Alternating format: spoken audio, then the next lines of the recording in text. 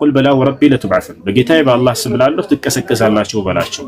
ثم ለቱነበኡነ ቢማ ዐሚልቱም ከዚያም በምትሰሩት በነበራችሁ ስራ በምድር ላይ ትመነዳላችሁ በላቸው አለ።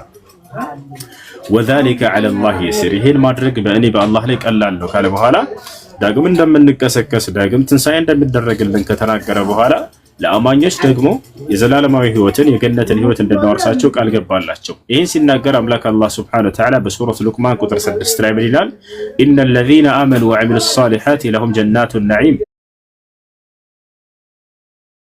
ኻሊዲነ ፊሃ ወዕደላሂ ሐቀን ወሁወል ዐዚዙል ሐኪም ይላል። እነዚያ በእኔ በአላህ አምነው መልካምን የሰሩ ሰዎች ለእነርሱ የገነትን ጸጋ አዘጋጅቼላቸዋለሁ በእርሷም ውስጥ ለዘላለም ዘውታሪዎች ናቸው።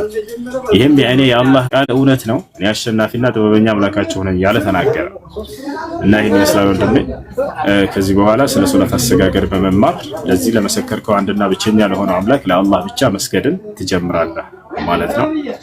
አሁን ያለንበት ጾም ነው ረመዳን። እርሱንም ከነገ ጀምረህ ትጾማለህ። እስላማዊ ትምህርቶችን ተከታተል። እስላም የሚያዝህን በመፈጸም የከለከለህን በመራቅ በእስላም ላይ ትኖራለህ ማለት ነው። እንኳን ወደ ነብያት መንገድ ወደ እስላም መጣህ ብያለሁ ወንድሜ። እሺ አመሰግናለሁ። እና የእስልምና መንገድ እንዴት አገኛለሁ ማለት የት እማራለሁ? የምትማርበት መንገድ እሺ ትምህርት የምትከታተልበት መንገድ ፎሎ አድርገህና በውስጥ ቁጥርን ትልኛለህ ከልጆች ጋር አገናኛለሁ ኢንሻአላህ። እሺ አይ ቅድም ልነግርህ እንደሞከርኩት አይነት ምንም እውቀት የለኝምና ያ ገና ከዜሮ እንደመጀመር ነው የምታይልኝ ማለት ነው። በቃ ችግር የለም ያስተምረዋል። ልጆች ከአሪፍ ጀምራ ያስተምረዋል። ሁሉ ያገኘዋል ኢንሻአላህ። በውስጥ ቁጥርን አስቀምጠው። እሺ አይ አመሰግናለሁ። እሺ መርሐባ። እሺ ከላይ ያላችሁ መናገር ትችላላችሁ። ዙቤር አለ። እሺ زعم الذين كفروا أن لن يبعثوا قل بلى وربي لتبعثن ثم لتنبؤن بما عملتم وذلك على الله يسير.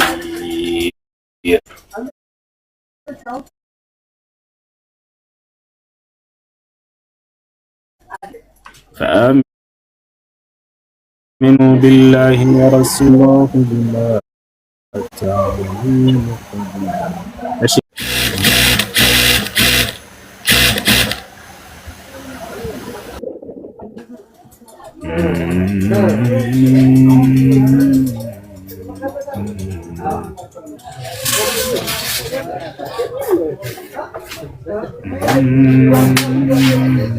السلام عليكم. وعليكم السلام ورحمة الله. سلام. الحمد لله. يا ولد يا جنا براين نتيجة. ماشي. ጥያቄ ምንድን ነው? አሁን እዚህ ጾም ላይ ማለት ነው እና ጾም የተጀመረ ቀን አንደኛ ቀን ላይ የሆነ ሰው ዝም ብሎ ጨቃጨቀኝ ነበር። ከዛ አጋጣሚ ስራ ላይ ምናምን ስራ አይሰራም። ከዛ ከሙዲሩ ጋር ዝም ብሎ ጨቃጨቃል። በዛ መልክ እኔ ጋር መጥቶ ተጋጨ። ከዛም በኋላ እኔ መጥቶ እንዴት ይታያል? ደጋማ ይቅርታ ደጋማ ስራ ላይ ነው ከሰው ጋር ማለት ነው። እሺ ከዛ ያ ሰው ከኔ እኩል አይሰራም። ከዛ እኔ የሰራው እያለ ቀስ ብሎ ሄዶ ከሙዲሩ ጋር ስራ አይሰራም ምናምን ብሎ ያዋቀር ነበር። ከዛ ለምንድን ነው እነዚህ ብለህ የምትነግረው ምናምን ሲለው ከኔ ጋር ለማዋቀር ሲነሳ መጣሁት።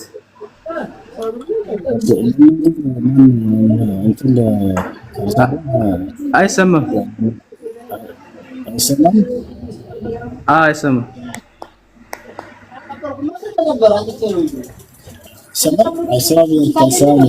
ሰምተኛ አይደል? አይሰማም። አሁን ትንሽ የተሰማ ነው። እሺ ያወኛው አሁን ይሰማል። እሺ አሁን ይሰማል። አይሰማም? ይሰማል። ስራህን በአግባቡ መስራት አለብህ። ነቢያችን ሰለላሁ ዐለይሂ ወሰለም ኩን አሚነን ሊመን ኢእተመነክ ወላ ተኹን መን ኻነክ አሉ። ላመናችሁ ሰው ታማኝ ሆናችሁ ተገኙ፣ ለከዳችሁም ታማኝ ሆናችሁ ተገኙለት። እርሱ ቢከዳችሁም እናንተ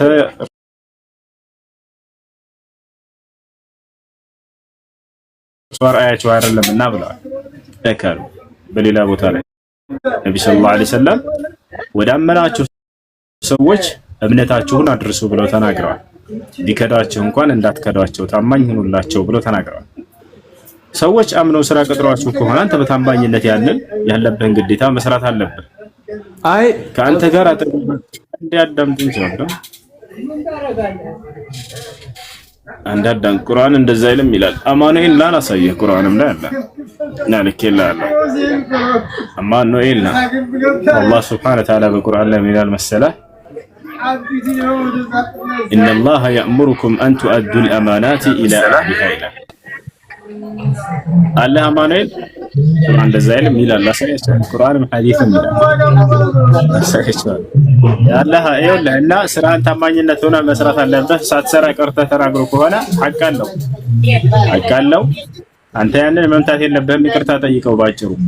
እሺ አማኑኤል ሰላም፣ እንዴት ነህ? ሰላም አማኑኤል እንዴት ነህ? ደህና ነው ወይ? አለን። እሺ ጥያቄ አለ?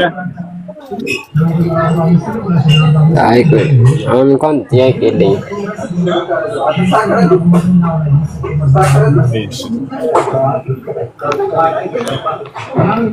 አንድ ጥያቄው ነበረኝ ይገርፋ አንድ ጥያቄው ነበረህ። እሺ ጥያቄ ምንድነው? አሁን ሰላት ማለት ነው ያለ ሰዓት መስገድ አሁን 10 ሰላት አልሰግድም ምን ያለ ሰዓት አልሰግድም ብያ 9 ሰዓት ላይ ስለሚንገባ 8 ሰዓት ከምናምን ወደ ባሱ ይገባል። ከዛ 9 ሰዓት ስራ እስከምንደርስ 9 ሰዓት ይሆናል፣ ሰላቱ ይቀራል። በዚህ ሰዓት መስገድ ይችላል ወንድም? ይኸውልህ ሶላተን በአግባቡ ጊዜው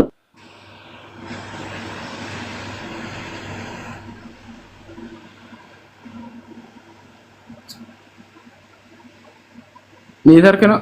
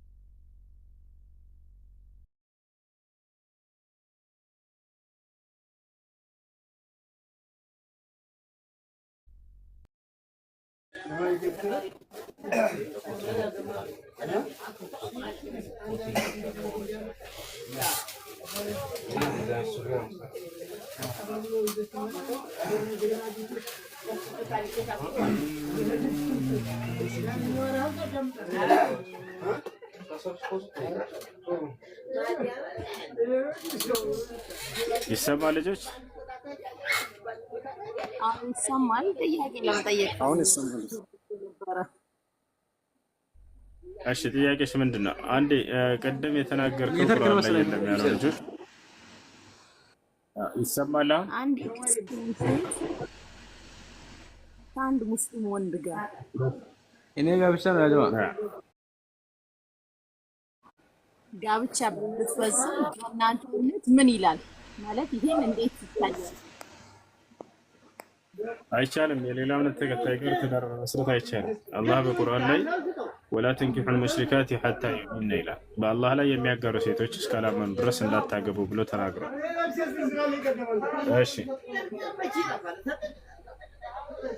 እሺ ያለ እድሜ ጋብቻስ እንዴት ይታያል? ነብዩ አሁን አይሻን ከማግባት አንፃር ይህ ጥያቄ ሁሌ የሚፈጥርብን ነገር ስለሆነ ወይዬ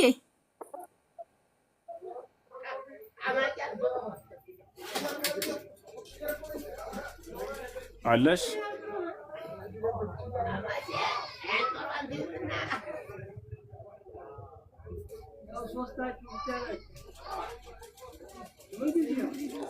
አለሽ ወይ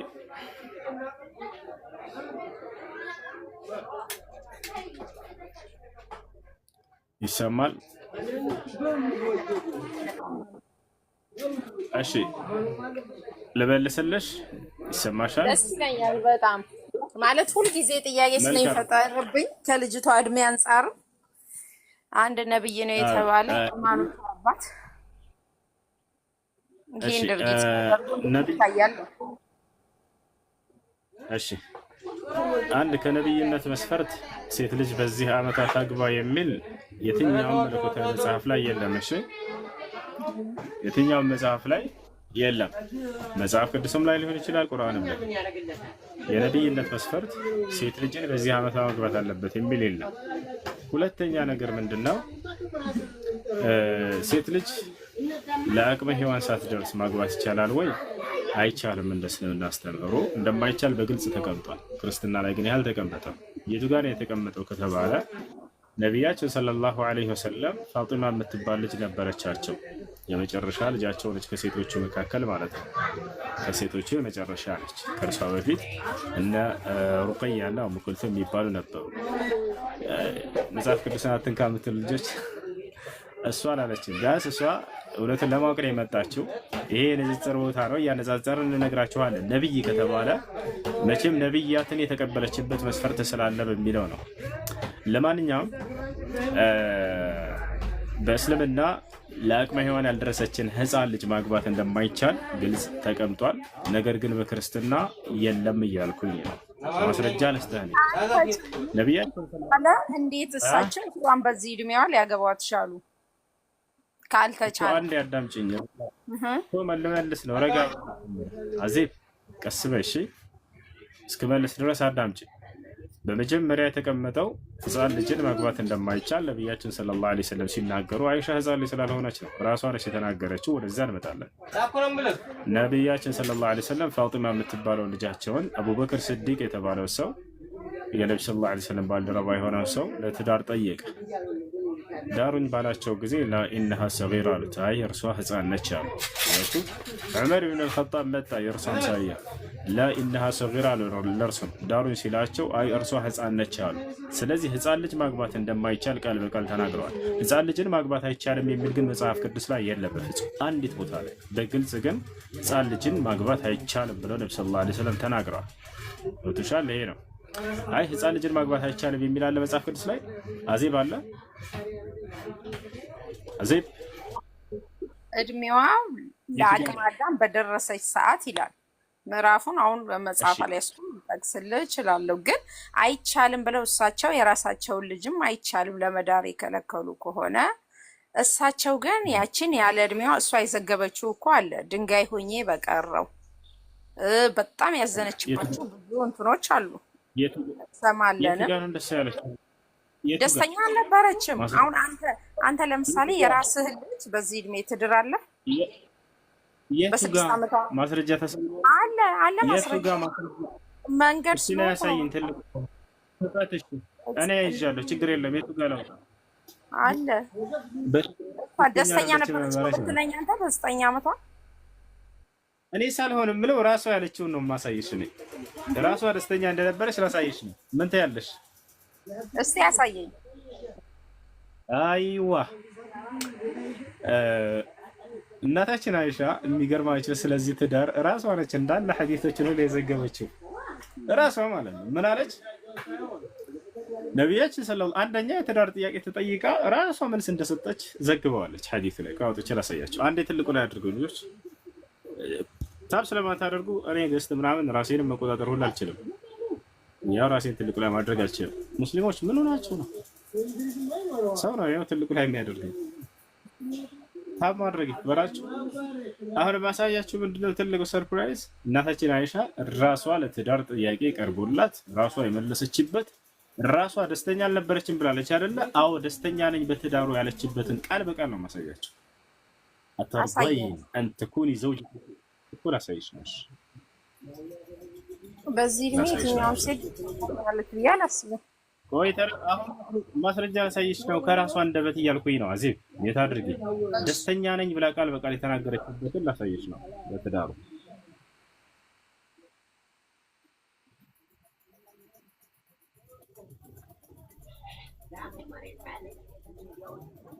انت كوني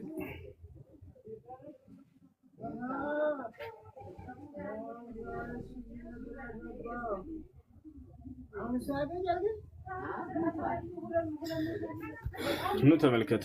ያውና ወደ አማርኛ ቀይርላችኋለሁ።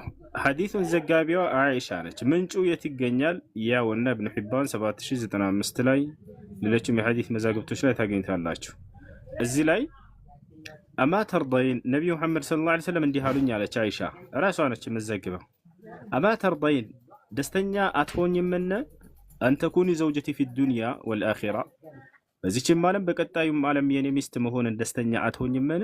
ቁልቱ አልኮኝ በላ እንዴ በጣም ደስተኛ ሆናለሁ እንጂ አለች። እንዴታ አንተ የአላህ መልእክተኛ ደስተኛ አሉን? ቃል ከዚያም እርሳቸውም አሉኝ አለች ፈአንቲ ዘውጀቲ ፊ ዱንያ ወልአኺራ በቅርቢቱም ዓለም በቀጣዩም ዓለም እንግዲያውንስ የኔ ሚስት ነሽ።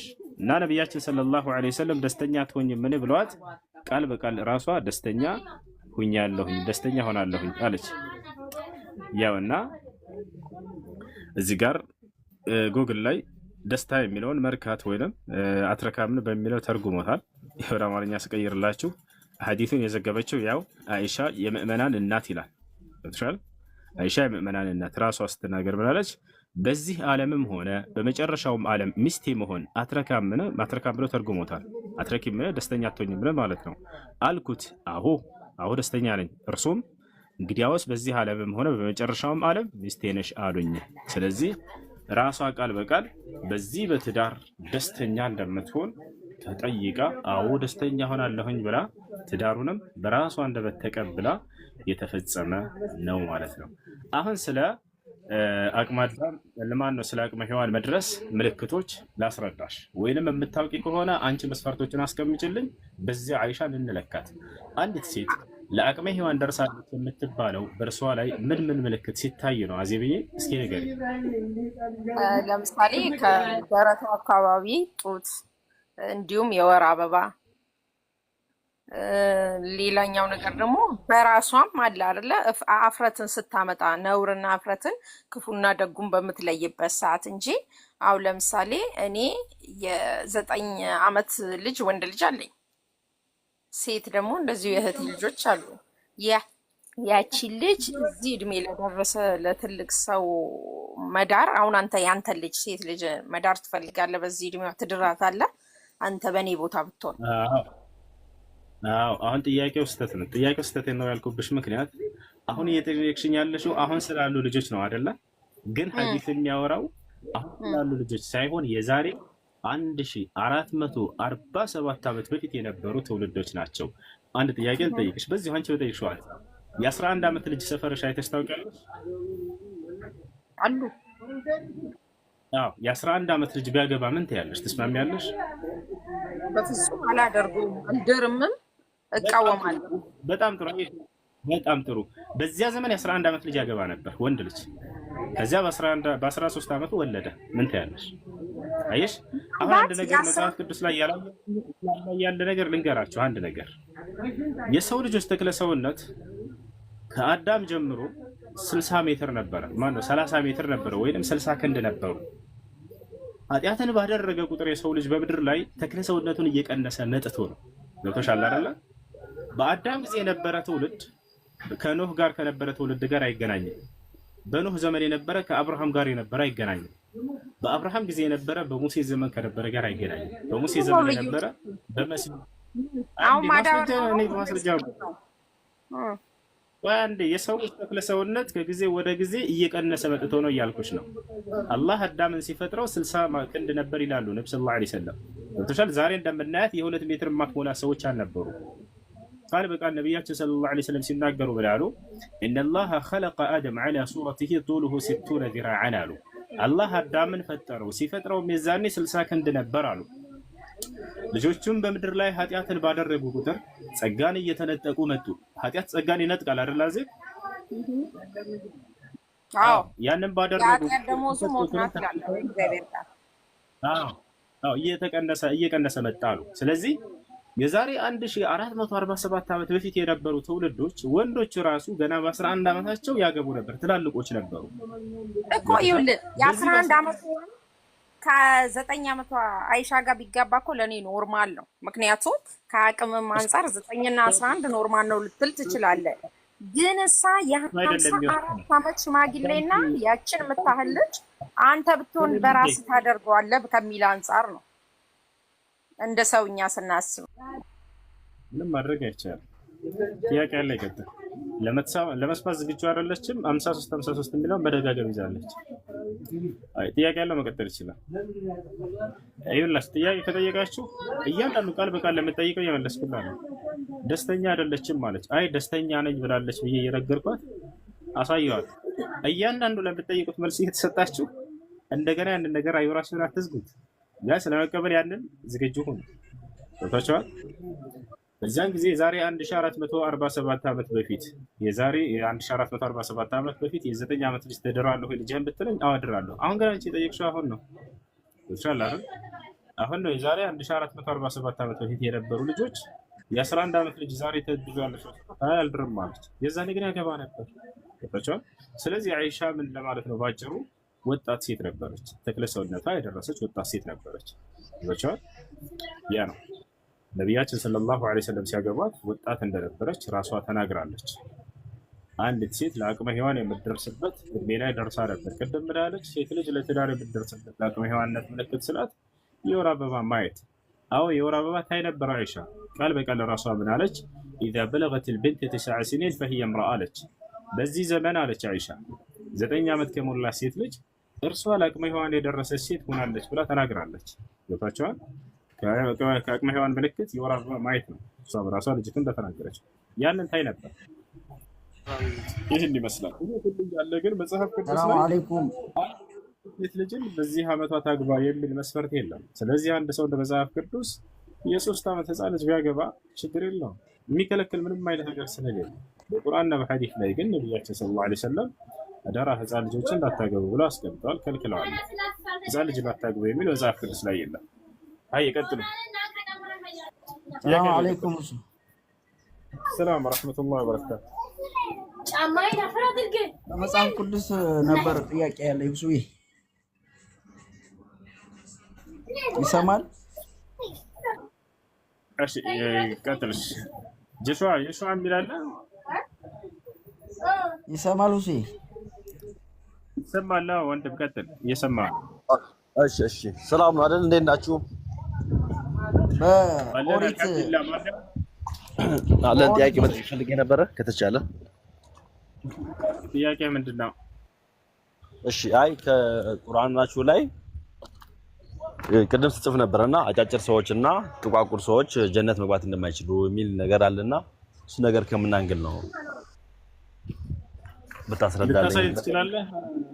ይሽዋዬ ደጋግመህ እሱን ጥያቄ ኮሜንት ላይ ስጽፍ አይቻልም። ለዛ ነው ደጋግሜ ጻፍኩ። እሺ አድሚኖች አንድ ትልቁ ላይ አድርጉት። ቪዲዮ ነው የእናንተ ይሰማል? በቁርአናችሁ ላይ ብለሃል። በቁርአን ላይ አጭር ሰዎች ጀነት አይገቡም የሚለውን አሳየን አንድ ጊዜ። ትልቁ ላይ ክፈት። አጭር ሰዎች ጀነት አይገቡም የሚለውን በቁርአን ላይ አሳየን። በቁርአናችሁ ላይ እንደዛ ይላል ብለሃል። ቪዲዮ ላይ ነው ያየው እና የእናንተ ኡስታዝ ነው እንደውም ሴቭ አድርጌያለሁ። እና የኛ ኡስታዝ አይደለም። ምንም ስለ ሃይማኖት እውቀት የሌላቸው ልጆች እየመጡ ቪዲዮ ሰሩ ማለት ላይክ ለማግኘት እነዛ ቁርአንና ሐዲስ ላይ ማለት አይደለም። እየጠየቀኝ ከሆነ ልመልስልህ። አይ አለ ብለህ የምትሞግት ከሆነ ግን ማስረጃ አውጣ። አይ ሳይሆን እኔ ቪዲዮ ላይ አይቼ እንደውም ሴቭ አድርጌያለሁ ቪዲዮና አንድ ስልክ ስላለኝ እንጂ አሳይ ነበረ። አይደለም እንደሱ ሳይሆን የሃይማኖት መለኪያ ቁርአንና ሐዲስ እንጂ አንድ ምንም ስለ እስልምና ግንዛቤ የሌለው ልጅ ጥምጣም ለብሶ ስለተናገረ ያንን ቪዲዮ ይዛችሁ ይሄ የዋህነት ነው። እኔ አንድ ክርስቲያን ልጅ ሰፈር ለሰፈር ቢዞር ልጅ መጥቶ ስለ ክርስትና የሆነ ነገር ተናግሮ ያንን ቪዲዮ ይዤ ዞራለሁ እንዴ? ይሄ ሃይማኖቱ እምነት ነው መሰረት ነው ብዬ ይሄ ሞኝነት ነው። አንተ ጥያቄ ከሆነ የምትጠይቀው ልመልስልህ፣ አዳምጠኝ እሺ። ጥያቄ ከሆነ የጠየቀው ልመልስልህ። አይ ሙግት ከሆነ ግን ማስረጃ አውጣ እያልኩህ ነው።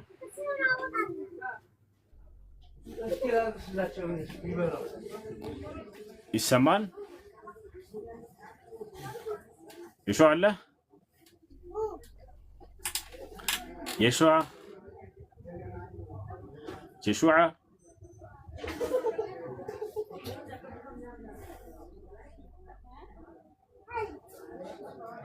يشوع الله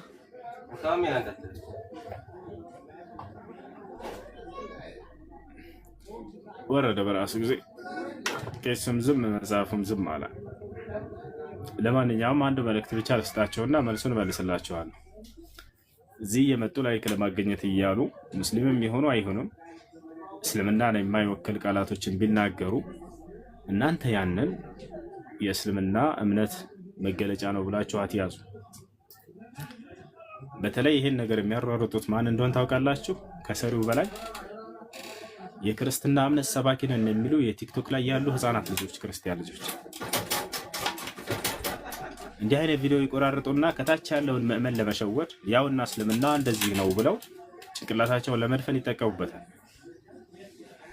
የዛኔ ግን እናንተ የእውቀት ባለቤቶች ከሚባሉ ሰዎች ጋር ሄዳችሁ እንዲህ አይነት ቪዲዮ ደርሶን ነበር፣ ይሄ እንዳው እውነት ነው ወይ ብላችሁ አረጋግጡ። የዛኔ ቪዲዮውን በሰራው ሰው ላይ ሳይሆን ወቀሳችሁ ሊሆን የሚገባው ምንም ሳያረጋግጥ ለእናንተ ያቀበላችሁ የእምነት መሪዎቻችሁ ላይ ነው ሊሆን የሚገባው። ገብታችኋል አይደል? ያ ነው። እኔ አንድ ክርስቲያን ልጅ ዝም ብሎ የተናገረውን ንግግር ቆረጥ አድርጌ ይሄስ ክርስትና እንዲህ ይላል ከማለቴ በፊት መጽሐፉ ግን ምን ይላል ብዬ አያለሁ። መጽሐፉ የማይለው ከሆነ ያንን እኔ የአንድ ተራ መሀይም ንግግር አድርጌ ነው የማየው። መጽሐፉ የሚለው ከሆነ ግን ነገር ግን ይሄ ትክክል ነው ይሄ ቪዲዮ ያለው ይሄ ልጅ ያውና መጽሐፋቸው ላይ እንዲህ ይላል ብዬ የጅል አስቀምጥልህ እችላለሁ። ገብታችኋል? የእናንተ የእምነት ሰባኪ ነን የሚሉ እዚህ ቲክቶክ ላይ ያሉ ምን የሚሉ ልጆች ግን ይሄን አያደርጉም። ብቻ ምእመናቸውን እናንተን ለመሸወድ አይምራቸውን ለመዝጋት ግብአት ይኑረው። ጉዳያቸው አይደለም በቁርአንና በሐዲስ ላይ አለ የለም የሚለው።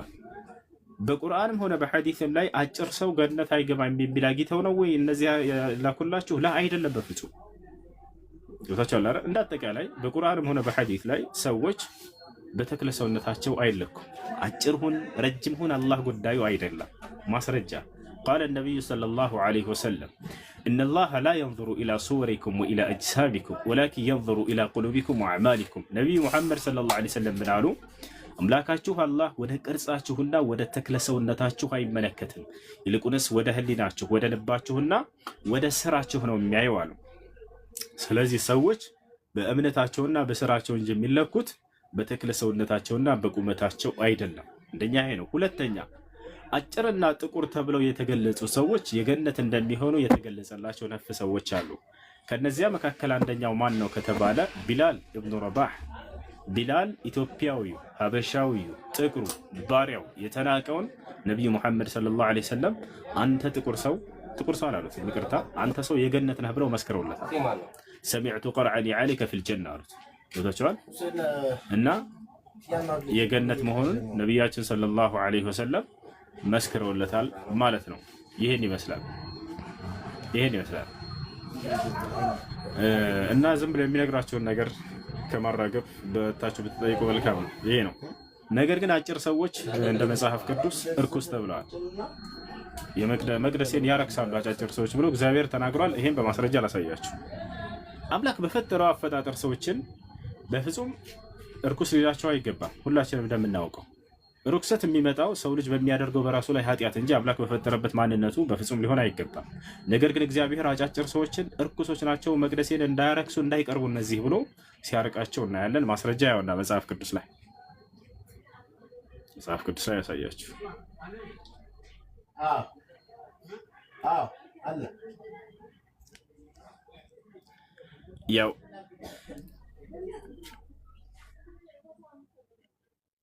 እሺ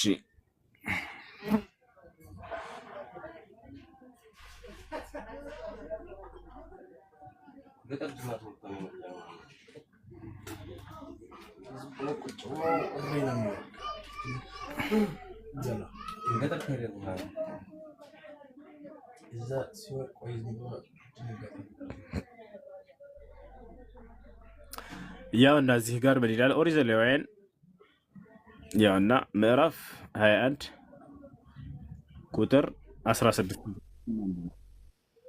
ምን ይላል? እግዚአብሔር እዚህ ጋር እግዚአብሔርን ሙሴን እንዲህ ብሎ ተናገረው ይላል። ተመልከቱ። ለአሮን እንዲህ ብለህ ንገረው፣ ከዘርህ በትውልዳቸው ነውር ያለበት ሰው ሁሉ የአምላኩን እንጀራ ያቀርብ ዘንድ አይቅረብ አለ። እውር እንግዲህ ነውር ያለባቸው ብሎ እውር አለ፣ ወይንም አንካሳ፣ ወይንም አፍንጫ ደፍጣጣ፣ ወይንም ትርፍ አካል ያለው፣ ወይንም እግረ ሰባራ፣ ወይንም እጀ ሰባራ፣ ወይንም ጎባጣ፣ ወይንም ድንክ አጭሮች ማለት ነው፣ ወይንም አይነ መጭማጫ፣ ወይንም እከካም፣ ወይንም ቋቆቻም፣ ወይንም ጃንደረባ ነውረኛ ሁሉ አይቅረብ አለ። ለምን እንደሆነ ታውቃላችሁ? መቅደሴን ያረክሳሉ ብሎ ይገልጻቸዋል። ቀጥሎ ምን ይላል? ከካህኑ ከአሮን ዘር ነውር ያለበት ሰው የእግዚአብሔርን የእሳት ቁርባን ያቀርብ ዘንድ አይቅረብ፣ ነውረኛ ነው አለ። የአምላኩን እንጀራ ያቀርብ ዘንድ አይቅረብ። የቅዱስ ቅዱሳኑን የአምላኩን እንጀራ ይብላ፣ ነገር ግን ነውረኛ ነውና መቅደሶችን እንዳያረክስ። አላሁ አክበር። ወደ መጋረጃው አይግባ፣ ወደ መሰዋይም አይቅረብ፣ የምቀድሳቸውን የእግዚአብሔር ነኝ አለ። መቅደሶችን ያረክሳሉ አለ። በእስልምና ቤተ መቅደስ ወይም መስጂድ ማንኛውም ሰው እውርም ልትሆን ትችላለህ፣ አካል ጉዳተኛ ያለህም ልትሆን ትችላለህ፣ አጭርም ልትሆን ትችላለህ፣ መምራት ትችላለህ።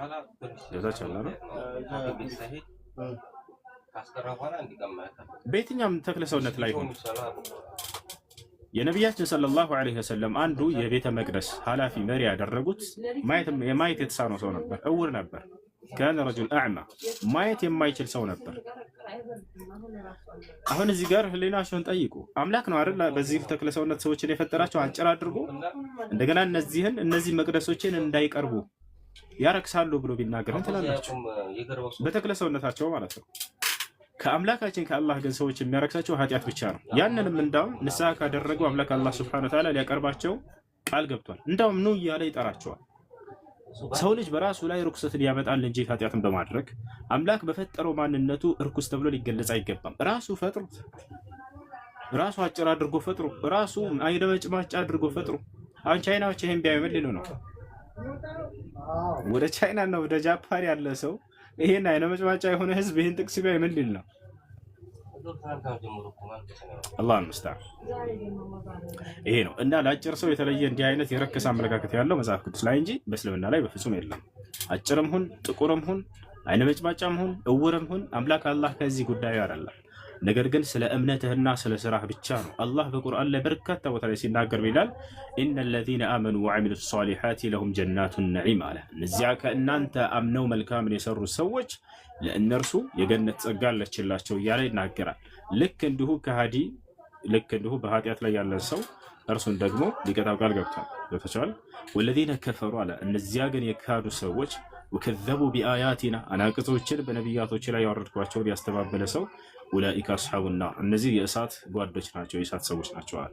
ስለዚህ በክህደትና በኃጢአትህ ትረክሳለህ እንጂ በእምነትህና በስራ በመልካም ስራ ትጸድቃለህ እንጂ አምላክ ራሱ በፈጠረበት ተክለ ሰውነትህ በፍጹም አትጸድቅምም አትረክስምም። በዚያ ይሄን ይመስላል።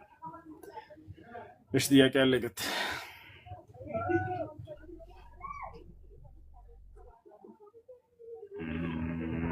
ሰላም አለይኩም ሁሱ ወአለይኩም ሰላም ወራህመቱላሂ ወበረካቱ። ሰላም ነው አለ አልሐምዱሊላህ።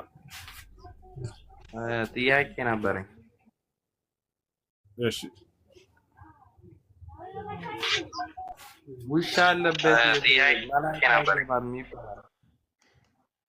እና ውሻ ነያሳ ለሀጩ እንደሚነግስ አውቃለሁ። ነገር ግን መላኢካን ለምን ነው የሚያግደው?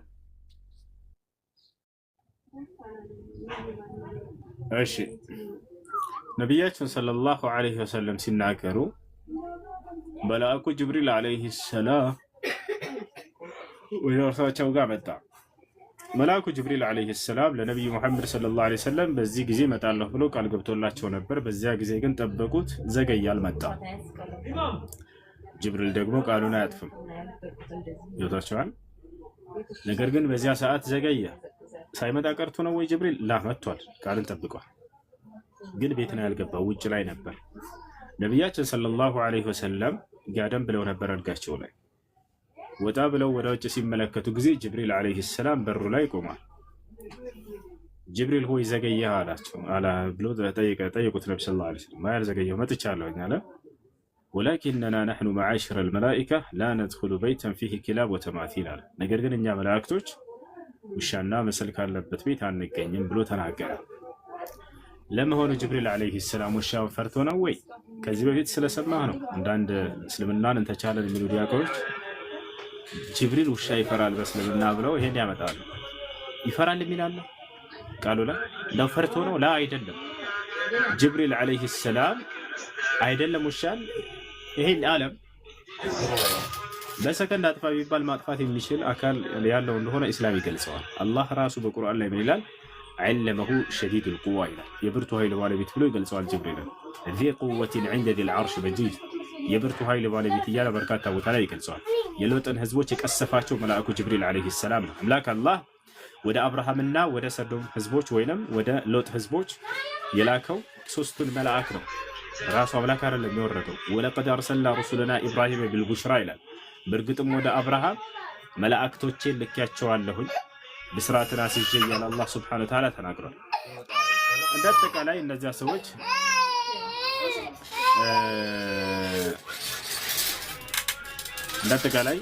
ወደ መልአኩ ስመጣ ጊዜ ፈርቶ ሳይሆን ነገር ግን መልአኩ ጅብሪል ዐለይሂ ሰላም ነጃሳ ከሆነበት ቦታ ስለማይገኝ ነው። መላእክቶች ተብሎ እዚያ ቦታ ላይ ሁሉም መልአክ ነው ወይ? ላ ሁሉም መልአክ አይደለም የታሰበበት። ማን ነው የታሰበው ከተባለ ራሱ ጅብሪል ዐለይሂ ሰላም ነው። ታዲያ ለምን መላእክቶች ብሎ በብዜት ገለጸ ከተባለ هذا يعني يقال عنه في عند الأصوليين عام يراد به الخصوص ቃሉ ጥቅል ሆኖ ነገር ግን አንድ ግለሰብ ብቻ የሚታሰብበት ነው። ለዚህ ማስረጃ ከቁርአን ልስጣችሁ። ለምሳሌ ወደ ማርያም ዐለይሃ ሰላም የመጣው መልአክ ማን ነው? ልጆች ኮሜንት ላይ መልሱ። ወደ መርየም ዐለይሃ ሰላም የመጣው መልአክ ማን ነው?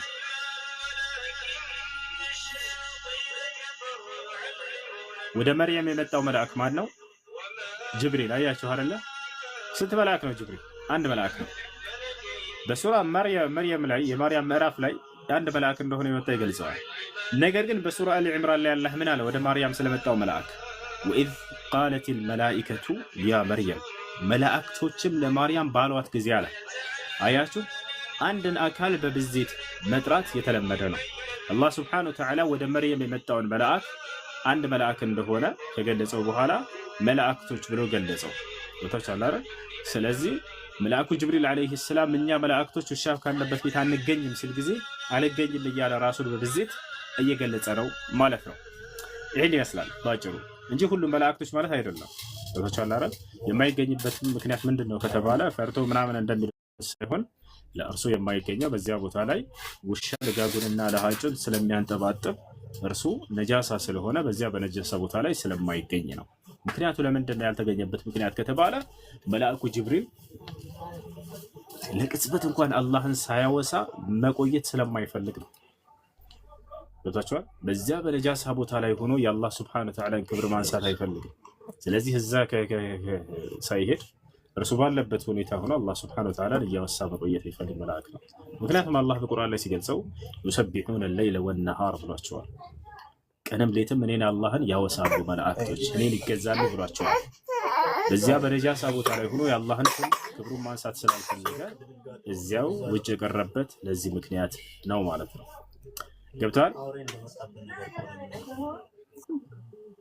ሁለተኛ ጥያቄ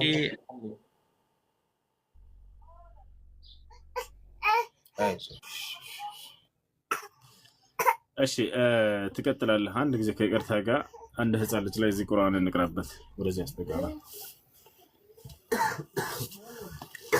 أعوذ بالله من الشيطان الرجيم بسم الله الرحمن الرحيم الحمد لله رب العالمين الرحمن الرحيم مالك يوم الدين إياك نعبد وإياك نستعين اهدنا الصراط المستقيم صراط الذين أنعمت عليهم غير المغضوب عليهم ولا الضالين. أعوذ بالله السميع العليم من الشيطان الرجيم من همزه ونفخه ونفثه. بسم الله الرحمن الرحيم. الحمد لله رب العالمين الرحمن الرحيم مالك يوم الدين إياك نعبد وإياك نستعين اهدنا الصراط المستقيم صراط الذين أنعمت عليهم غير المغضوب عليهم ولا الضالين. أعوذ بالله من الشيطان الرجيم. بسم الله الرحمن الرحيم. ألف لام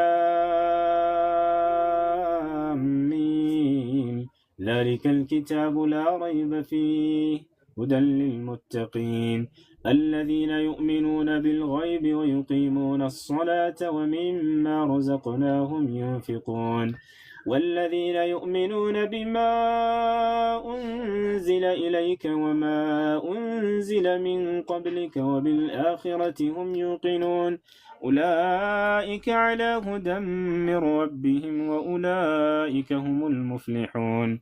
أعوذ بالله من الشيطان الرجيم. الله لا إله إلا هو الحي القيوم لا تأخذه سنة ولا نوم له ما في السماوات وما في الأرض من ذا الذي يشفع عنده إلا بإذنه يعلم ما بين أيديهم وما خلفهم ولا يحيطون بشيء من علمه إلا بما شاء وسع كرسيه السماوات والأرض ولا يؤوده حفظهما وهو العلي العظيم. أعوذ بالله من الشيطان الرجيم. آمن الرسول بما أنزل إليه من ربه والمؤمنون كل آمن بالله وملائكته وكتبه ورسله لا نفرق بين أحد من رسله وقالوا سمعنا وأطعنا غفرانك ربنا وإليك المصير. لا يكلف الله نفسا إلا وسعها لها ما كسبت وعليها ما اكتسبت ربنا لا تؤاخذنا إن نسينا أو أخطأنا ربنا ولا تحمل علينا إصرا كما حملته على الذين من قبلنا ربنا ولا تحملنا ما لا طاقة لنا به واعف عنا واغفر لنا وارحمنا أنت مولانا فانصرنا على القوم الكافرين. أعوذ بالله من الشيطان الرجيم. قل هو الله أحد الله الصمد لم يلد ولم يولد ولم يكن له كفوا أحد. بسم الله الرحمن الرحيم. قل أعوذ برب الفلق من شر ما خلق ومن شر غاسق إذا وقب ومن شر النفاثات في العقد ومن شر حاسد إذا حسد. بسم الله الرحمن الرحيم. قل أعوذ برب الناس ملك الناس إله الناس من شر الوسواس الخناس الذي يوسوس في صدور الناس من الجنة والناس. صلى الله عليه وسلم يشفيك. صلى الله عليه وسلم يشفيك. صلى الله عليه وسلم يشفيك. بسم الله وكلك الله يشفيك من كل داء بك اللهم انت رب الناس ذي الباس اشفى انت الشافي لا شفاء الا شفاء وشفاء لا يغادر سقما. بسم الله ترضى ترضى بريك اللهم يشفى سقما اللهم اشفي شفاء.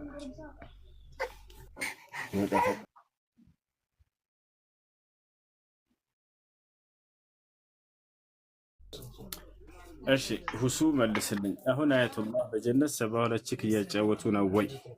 ናግባ ልኬልሃለሁ። ችግር የለውም። ንግቡና ዛሬ ለመጨረሻ ጊዜ ይሄንን ውሸታ መምህሮቻችሁ የሚጭኗቸውን ሁሉ አራግፍላቸዋለሁ። እያንዳንዱን ወሱ ሰላም ነው ወንድሜ? ናግባ አሉ። አልሐምዱሊላህ ኤፊ ናግባ አለን። ጾም አሪፍ ነው አሉ። አልሐምዱሊላህ አለና ያው ልጁ ሙስሊምም ስለሆነ እኛ የተቀደረብንን ጠይቅ አንድ ያስቀድመኝና እኛ ያው ተቀድሮብን ስለሆነ እኔ ልጠይቅ ይሄኛው ያመነ ስለሆነ ትንሽ ብታስቀድም። ምንድን ነው የተቀደረብህ? ያው ጥመት ውስጥ ያሉ እንድንድን ወደ ጥያቄ ግባ። አይ ቅድም ካነበብካት ላይ እስኪ አይነ መጭማጫ ምናምን ላልከው አይገባም እንዴ? እሱን ብታሳየን መልሰ ብዬ ነበረ። ኦኬ ካየኸው በዚያ ላይ ሐሳብህን ንገረን። ጥያቄ ምንድን ነው? አዎ አይ ስታነበው እየሰማሁ ነበርና እስኪ እንዴት ስላልገባኝ ነው እኔ እንዴት አድርገህ እንደተረዳኸውና አይነ መጭማጫ እግዚአብሔር አያስገባ ምናምን ላልከው እስኪ መጽሐፉን አሁን ታወጣዋለህ ካልደበረ ፈቃደኛ ከሆንክ። እኮ አንብበነዋል፣ አይተሃል። ጥያቄህ በእርሱ ላይ ምንድን ነው? ጊዜ ለመቆጠብ ጥያቄህን ጠይቀን። ያልተረዳኸው ነገር ምንድን ነው? ጥያቄ አይ ያልተረዳሁት ሳይሆን አንተ ያልተረዳኸው ነው የምነግርህ። ሁሱ ምን ነው ያልተረዳኸው ምክንያት? እኔ ምን ነበር ያልኩት? አንተማ አይነ መጭማጮቹ እነዚህ ጉዳት ያላቸው በጥቅሉ ወደ መቅደስ አይገቡም ነው ያልክ አንተ። እና ከምን አንጻር እንደተባለ አልተረዳኸውም። ኖ ቆይ መጽሐፉ እንደሱ ይላል አይደለም? እኔ እንዳልኩት እና ይሄ ትእዛዝ የሚባለው ለነማን ነው ያለ ይላል እኮ። ግን ከምን አንጻር ነው የፈታኸው አንተ? መጽሐፉ ይላል አይደለም ነው ሁሱ። ይኸውልህ አንድ ነገር ልንገርህ፣ አንዳንዴ መጽሐፉ ከምን አውድ ነው የሚፈታ የሚለውን ማወቅ ጥሩ ነው። መጽሐፉ ይላል ወይስ አይደለም? አሁን ያልከውን አንተ የደገምከውን እኔ ያልኩትን መጽሐፉ ይለዋል አይለው? መጽሐፉ የሚለው ከምን አንጻር እንደሆነ ፍቀድልኝ አብራራለህ። ከምን አንጻር እንደሆነ መጽሐፉ ይላል። አሁን ያልከውን አንተ ብለሃል ብለህ መጽሐፉ እኮ አለ፣ መጽሐፉ ላይ ያለ ከምን አንጻር ተባለ የሚለውን አንተ አልተረዳኸውም። ዝም ብለህ ነው አንተ ጥሬውን ያነበብከው። አባቶች የጫኑህን ትርጓሜ ተናገር። ግን መጽሐፉ አንተ እንዳልከው አይልም አትበል፣ ዋሽተሃል አትበል። ትርጓሜ አይደለም በቃ ለእኔ ከራሴ ሁሱ እኔ ከራሴ አንዳችም በኩል እናገራለሁ። ንግግሬም ቀን ነው በማስረጃ ከመጽሐፋችሁ እንጂ አለመጽሐፋችሁ አይደለም። አጫጭር ሰዎች ወይንም አይነ መጭማጫ ከካም ቋቁቻ የሚሆኑ ሰዎች መቅደሴን ያረክሳሉ ብሏል እግዚአብሔር። ወደ መቅደሴ እንዳይቀርቡ ብሏል አላለም? ይኸውልህ ወደ ቅድስተ ቅዱሳን እንዳይገቡ። አሁን ቅድም አንተ ምን አልክ? ጅብሪል ውሻ የማይገባበት አላህ ስለሚረክስ ለሐቅ ስላለው ነው አልክ። እነዛ አይገባም የተባሉት አዳምጠኝ ልንገርህ። እነዛ አይገቡም የተባለበት ምክንያት አይሁስ ለመከራከር ምናምን አይደለም። አሁን ተውና እና እዛው መጽሐፍ ላይ ቁምና የታሰበው ምንድን ነው? አስረዳን እስኪ። መጽሐፉን አውጣው አንድ ባንዳ እያነበብክ አንተ ላስረዳህ። ሰምተነዋል፣ አንተም ደግመዋል ቃሉን። ትርጓሜው ምንድን ነው ንገረን። አይነ መጭማጫ ትርጓሜ አይደለም፣ ቀጥታውን ነው የምነግርህ። ይኸውልህ አይነ መጭማጫ እነዚህ አካለ ስንኩል አካል ጉዳተኛ ያለባቸው ምን አለ ከታች ላይ ምግቡን ይብሉ አለ። ነገር ግን ቅድስተ ቅዱሳን ገብተው ማዘጋጀት አይችሉም። አሁን አንተ ምን አልክ? አላህ ቤተ መቅደስ አይነ ስውሮችን ቢሆን ይገባሉ አልክ። ረበ ፈጣሪ መጽሐፍን አብራርተህ ስጨርስ አላህ ብለህ ትጀምራለህ። ችግር የለም ጨርሰሃል። ልነግርህ አይደለ? እነዛ ደግሞ የተባሉት ለምሳሌ አንድ አንካሳ ሰው ገብቶ መስዋዕቱን ማዘጋጀት አይችልም። ለምን? ደካማ ስለሆነ። አንድ አይነ ስውር ግባ ብትለው ገብቶ ማዘጋጀት አይችልም። ለምን? ደካማ ስለሆነ ስለማይችል። ነገር ግን ምን አለ? ምግቡን ይመገቡ። እንደሱ ያለ ማለት ነው። ምግቡን ይመገቡ ነው ገብቶ ማዘጋጀት ስለማይችል ነው አለ ይሄ ሰው መጽሐፉ ላይ ሲዋሽ። ነገር ግን መጽሐፉ የሚለው ስለሚያረክሱ ነው ያለው። ላውጣልህ እንዴ? አዎ። እና ቅዱስ መስዋዕትን አይነ መጭማጫ ካይኑ ምን ይወጣል? ማዘጋጀት አይችሉም። መብላት ግን ይችላሉ እኮ ነው የሚል ሁሱ። አጫጭር አድርጎ የፈጠራቸው ማን ነው? ይሄን ችግር በራሳቸው ላይ ያመጡት ራሳቸው ናቸው ወይንስ አምላክ ራሱ ነው አጭር አድርጎ በዚህ ይሄን ችግር ያመጣባቸው? ይኸውልህ አንድ ነገር ልንገርህ፣ መስዋዕት ማዘጋጀት አይችሉም። አጭር መሆን ኃጢአተኛ ነው አላለም? አጭር መሆን ኃጢአተኛ ነው? አንድ ሰው አይነ ስውር ቢፈጠር የኃጢአት መገለጫ ነው? ያረክሳሉ አለ እግዚአብሔር። የሚያረክሱት ሁሱ ለምሳሌ አይነ መጭማጫ ቢገባ ቅዱስ መስዋዕቱን ያረክሳል። ለምን? ከአይኑ የሚወጣ ነገር ስላለ። ሰምተኸኝ ነው? ምንድነው ከአይኑ አይነ መጭማጫ? አሁን ቻይናዎች አሉ፣ ከአይናቸው ምንድን ነው የሚወጣው አይነ መጭማጫ? ያንኛው የሚመጣው በሰዓቱ በብሉይ ኪዳን ለምጽ አለ። በለምጽ ሲመቱ ጉዳት ይደርስባቸዋል። ስለዚህ መስዋዕቱን ስለሚያረክሱ ነው። ስለ ለምጽ አላወራም አንቀጹ። ለምጽ የለም እለፍሱን። አይነ መጭማጫዎች ወይንም አይናቸው ትናንሽ የሆኑ ሰዎች ምንድነው ከአይናቸው የሚያመጣው ችግር? አንድ ካፋቸው ፈሳሽ ነገር አይወጣም። አንደኛ ወደ ቅዱስ ሲጀመር የሚል መስዋዕት ለማዘጋጀት ነው። ከአይናቸው የሚወጣለ ብሎ ነበር። አሁን ካፋቸው የሚወጣ ነገር የለም ወይ አለ። ሁሱ ልንገርህ፣ አይ ሁሱ የለም። አይ ተው፣ እኔ አንተ ጋር መጨቃጨቅ ፈልጌ ያለውን እውነታ ነው። ስለ መጽሐፉ ስላለ ታነበዋለህ። ወደኋላ ተመለሰ። ይሄ እኮ ለአንተ ይጠቅምሃል፣ ለመከራከሪያ የእኛን መጽሐፍ ማወቁ ትጠቀምበታለህ አንተ። ግን ልንገርህ የሚለው ከላይ ጀምረህ መስዋዕት የሚያዘጋጁ ጭቆ የመረጠ አጫጭሮችን ሰዎች ያረክሳሉ ብሎ የሚናገር መጽሐፍ አምላክ ራሱ ተጠባቸው አፈጣጠር ፈጥሮ አረጋ በለ ወደ ፈጣሪ ይሄ ምን አለ ስለማይችሉ ነው፣ ከአይናቸው የሆነ ነገር ስለሚወጣ ነው። ብዙ ትርጓሜ ሰጠ በራሱ። ነገር ግን መጽሐፉ የሚለው ምንድነው? ስለሚያረክሱ ነው አለ። ያሰላም ስለሚያረክሱ እርኩሶች ናቸው ይላቸዋል። ይሄ ብቻ አይደለም፣ ሴት ልጅን በወር አበባ ጊዜ እርኩስ ናት ይላል አይደል? እግዚአብሔር እሷን ራሷን ማለት ነው እርኩስ ናት ይላታል።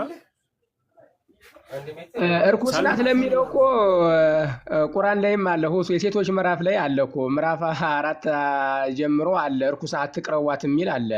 ወዴት ነው የምታመጣው? አየሽ፣ ኦኬ፣ ቁርአን ላይ እርኩስ ናት የሚለውን አሳየን። የቱ ጋር ነው ያልከው? በወር አበባችሁ ጊዜ የሚል አለ የሴቶች ምዕራፍ ላይ አይቼዋለሁኝ። ግን ወደዚህኛውን እንተውና አለ እርኩስ ናት፣ በዛ ጊዜ አትቅረዋት፣ ከነጻሽ በኋላ ግን ቀረቧት፣ የነካችሁም ሁሉ ይረክሳል። አታዳምም እንዴ? ማውራት ብቻ ነው እንዳይችል አዳም። እሷን እርኩስ ያላት የቱ ጋር ነው በቁርአን ላይ? እኔ ግን መጽሐፍ ቅዱስ ላይ ሴቶችን እርኩስ እንዳላቸው እግዚአብሔር ያሳያል። ሴት ልጅ በመጽሐፍ ቅዱስ በጣም የተናቀች ነች። እግዚአብሔር እርኩስ እያለ ነው የሚጠራት። እኔ ከራሴ አንዳች አልናገርም፣ እንዳነበብኩ እናገራለሁ። ንግግሬም ቅን ነው፣ በማስረጃ ከራሳችሁ መጽሐፍ እንጂ ከራሴ አልናገርምና። ዳሩ ግን ትምህርቴ እስከ መጽሐፍ ቅዱስ ነው። አሁን ላሳየህ ነው ሴቶችን እርኩስ እንዳላቸው እግዚአብሔር። ነገር ግን አንተ በቁርአን ላይ አንዲት ቦታ አላህ ሴትን እርኩስ እንዳላት ልታመጣ አትችልም። የቱ ጋር ነው እርኩስ ያላት? ማስረጃ አምጣ አለ ብለሃል። የቱ ጋር ነው ያላት? አጸያፊ ናት የሚል የለም። ሴት ልጅ አጸያፊ ናት የሚል የለም። ሴቷን በፍጹም እንደዛ አይላትም። ሴት ልጅ ውድ ነች ብሎ ነው የሴቶች ምዕራፍ ላይ በማንስትሬሽን ጊዜ ነብዩ ሰለላሁ ዐለይሂ ወሰለም ስለ ሴት ሲናገሩ አጸያፊ ናት ሳይሆን ውድ ፍጥረት ነች ነው ያሉት። ማስረጃ ቃለ ነብዩ ሰለላሁ ዐለይሂ ወሰለም ላ ተክረሁል በናት ፈኢነሁነ አልሙእኒሳቱል ጋሊያት። አረብ ሀገር የምትኖሩ ሙስሊሞችም ክርስቲያኖች ሴቶች ልጆችም ትሰማላችሁ። ጋሊ ነው ይሄ ነገር ሲሉ ምን ማለት ነው? ልጆች እስኪ ኮሜንት ላይ ጻፉት። ጋሊ ማለት ነው ትርጉሙ ይጽፉልሃል። አሁን ሙስሊሞችም ክርስቲያኖችም የማዳም ቅመሞች ጋሊ ማለት ነው። ይሄ ኮሜንት ላይ ውድ ማለት ነው። ሴት ልጅ በኢስላም በዚህ ቃል ነው የተገለጸችው። ላሳይ እችላለሁ። አውጥቶ ነብዩ ሰለላሁ ዐለይሂ ወሰለም ሴት ልጅ የዚህ ዓለም ውድ ፍጥረት ነች ብሎ ነው የገለጿት። ላ ተክረሁል በናት ፈኢነሁነ አልሙእኒሳቱል ጋሊያት። እንደ መጽሐፍ ቅዱስ ከተባለ ሴቶች እርኩሶች ናቸው ተብሎ ነው የተገለጹት። አንደኛ በምትወልድ ጊዜ እርኩስ ነች። የወር አበባን በምታይ ጊዜ እርኩስ ነች። ከእርሷ የሚወጣውን ደም ቢል ችግር የለውም ነበር፣ እንስማማለንሽ። ያ ነገር ደም ነው፣ ደም እርኩስ ነው። ግን ነገር ግን መጽሐፍ ቅዱስ ላይ እንደዛ አይደለም። ደሙን ሳይሆን እርሷን ራሷን ነው እርኩስ የሚላት። ተመልከቱ፣ ማስረጃ ላሳያችሁ። መጽሐፍ ቅዱስ ዳይ ያውና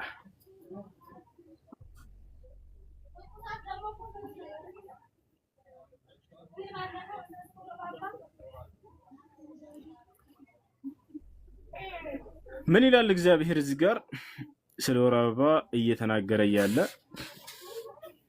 ሴት ፈሳሽ ነገር ቢኖርባት አለ። ስለ ወር አበባ ማለት ነው። ሴት ፈሳሽ ነገር ቢኖርባት በስጋዋም ያለው ፈሳሽ ነገር ደም ቢሆን በመርገሟ 7 ቀን ትቀመጣለች። የሚነካትም ሁሉ እስከ ማታ ድረስ እርኩስ ነው አለ እግዚአብሔር። የሚነካት ሁሉ እስከ ማታ ድረስ እርኩስ ነው።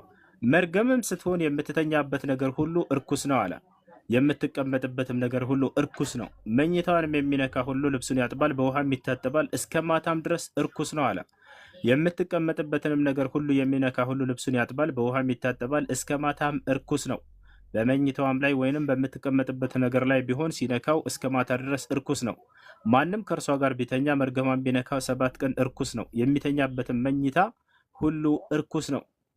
ያ ሰላም። አሁን ስለዚህ አየህ አይደለ እስካሁን እርኩስ ነው ያለው እርሷን የሚነካት እርሷን የደሟን ምናምን ነው አይደለ?